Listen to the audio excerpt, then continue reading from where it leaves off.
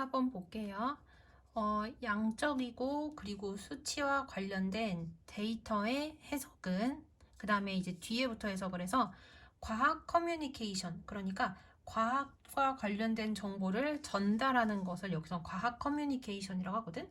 과학 커뮤니케이션의 처리와 관련된 그러한 요소들 중에 하나이다. 그러니까 양이나 또는 숫자랑 관련된 그러한 데이터들을 해석하는 것은요, 과학적인 정보를 전달하는 그러한 과정과 관련된 것이다. 이 정도로 생각을 하시면 되고, 그 다음에 넘어가서 얼도로 시작하는 부사절이 여기까지고, 그리고 그 안에 비코즈로 시작하는 부사절이 이렇게 조그맣게 들어가 있어요.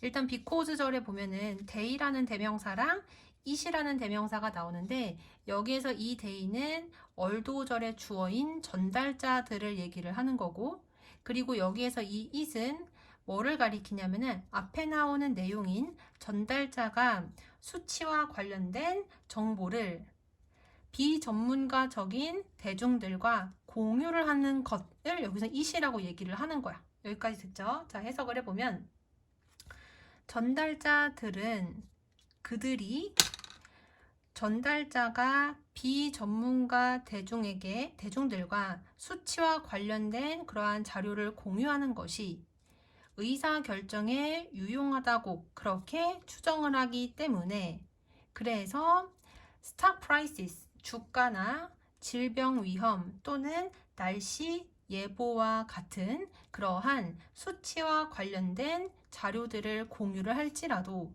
그래도 그 같은 자료는 수신자, 그러니까 그 정보를 받아들이는 사람에 따라서 매우 다른 해석과 그리고 결론을 이끌어낼 수도 있다. 여기까지 됐죠? 그 다음 넘어가서 최근의 연구는 대절이라는 것을 발견을 했대요. 뭐를 발견을 했냐? with로 시작하는 전치사구가 여기서부터 어디까지냐면 여기까지에 해당이 돼요. 일단 numeric literacy라는 표현이 나오는데, 이게 수치와 관련된 능력이란 뜻인데, 그걸 전문 용어로 산술 능력이라고 얘기를 한대. 최근의 연구는 더 적은 수치와 관련된 능력, 그러니까 산술 능력이 더 적은 산술 능력을 가진 사람들이, 그 다음에 such as가 전치사잖아요. 그래서 이렇게 괄호 칠 수 있고, 그리고 여기 보시면은 than이라고 나와 있는 거 보이시죠?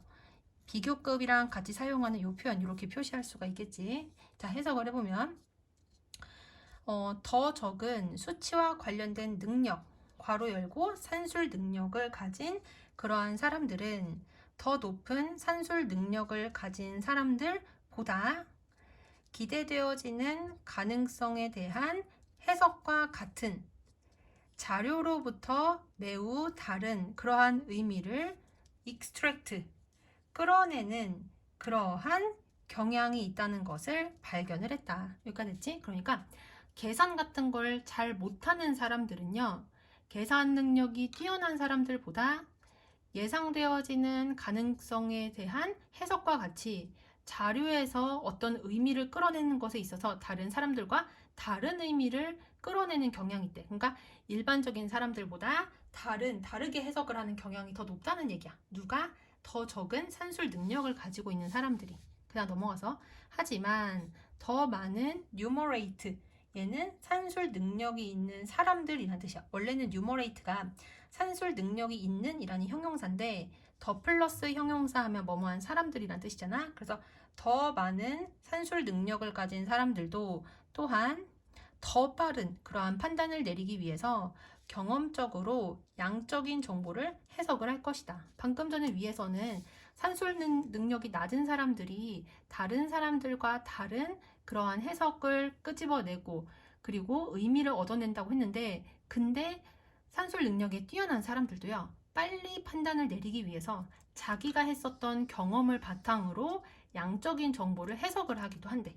여기까지 했지? 그 다음 넘어가서 이것은, 그러니까 더 높은 산술 능력을 가진 사람도 더 빠른 어떤 판단을 내리기 위해서 자신의 경험에 따라서 정보를 해석을 하는 이러한 상황은요, 위험과 그리고 불확실성에 대한 기술에서 발견되어진다.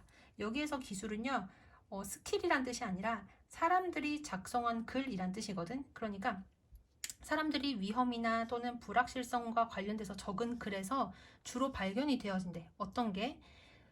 산술 능력이 뛰어난 사람도 자신의 경험에 따라서 주관적으로 어떤 정보를 해석을 하는 그러한 상황들이.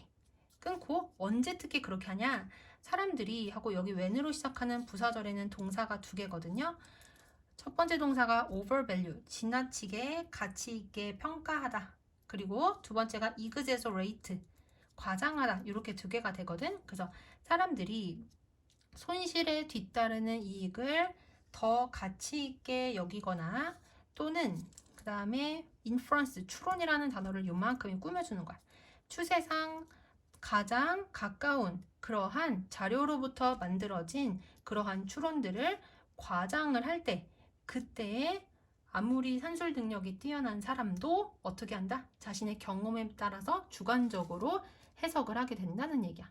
그러니까 어떻게 보면 여기서 손실에 뒤따르는 이득이라든지 아니면 추론을 과장하는 거라든지 이런 것들은 다 자기가 원하는 결과를 얻고 싶은 상황이잖아. 이런 상황에서는 아무리 산술 능력이 뛰어난 사람도 자기가 원하는 대로 자신의 경험에 따라서 정보를 해석을 한다는 얘기야. 그 다음, 하지만 여기서 work는 연구란 뜻이야. 하지만 몇몇 연구는 대절이라는 것을 보여준다. 뭐를 보여주냐?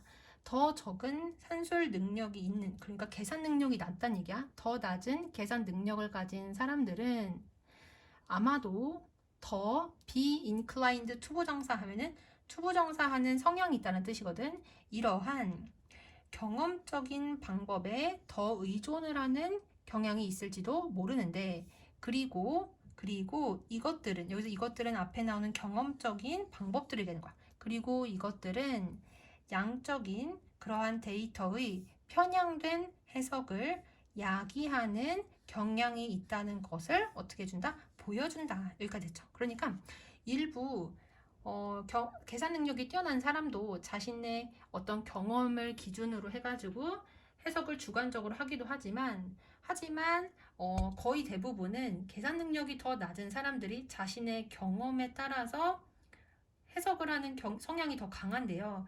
이렇게 만약에 경험적인 방법에 의존을 하게 되잖아? 그러면 양적인 데이터를 해석을 할 때 한쪽으로 치우치는 그러한 상황이 이루어질 수 있다는 걸 보여준대요. 다시 마지막 문장 해석해보면 하지만 몇몇 연구는 덜 계산 능력이 뛰어난 그러한 사람들이 이러한 경험적인 방법에 더 의존을 하는 경향이 있는데 그리고 이렇게 여기서 돼 있는 앞에 나오는 경험적 방법이라고 했지? 그리고 이 경험적 방법들은 양적인 데이터에 편향된 그러한 해석을 야기하는 경향이 있다는 것을 보여준다.